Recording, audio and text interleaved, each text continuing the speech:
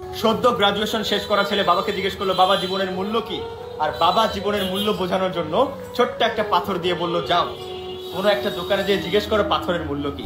ছেলে নিয়ে গেল সবজির দোকানে, পাথরের মূল্য বলল 2 ব্যাগ সবজি। বাবাকে এসে বলল, বাবা জীবনের মূল্য কি 2 ব্যাগ সবজি? বাবা বলল, না, এবার তুমি ওই যে রুমালটা আছে ওটাতে পাথরটা মুড়ে নিয়ে একটা বড় দোকানে যাও। ছেলে একটা বড় দোকানে যাওয়ার পর দোকানদার দেখে শুনে বলল, তুমি এটা দিয়ে সর্বোচ্চ 2 বস্তা চাল পেতে পারো। ছেলে আবার এসে বলল, বাবা জীবনের মূল্য কি 2 বস্তা চাল? বাবা বলল, আমাদের যে মখমলের কাপড়টা আছে ওটাতে মুড়ে এবার পাথরটা নিয়ে কোনো একটা ভালো দোকানে যাও। ছেলে বুদ্ধি করে জুয়েলারির দোকানে ঢোকার পর জুয়েলারিওয়ালা খুব ভালো করে নেড়েচেড়ে বলল, এটা তো অমূল্য পাথর, এটার জন্য আপনি আমার পুরো দোকানটাই নিয়ে নিতে পারেন। গল্পের ছলে হলেও এটাই সত্য, আপনি কোথায় আপনাকে উপস্থাপন করবেন এবং কিভাবে উপস্থাপন করবেন এটার উপরেই পুরো মূল্য নির্ভর করছে আপনার জীবনের।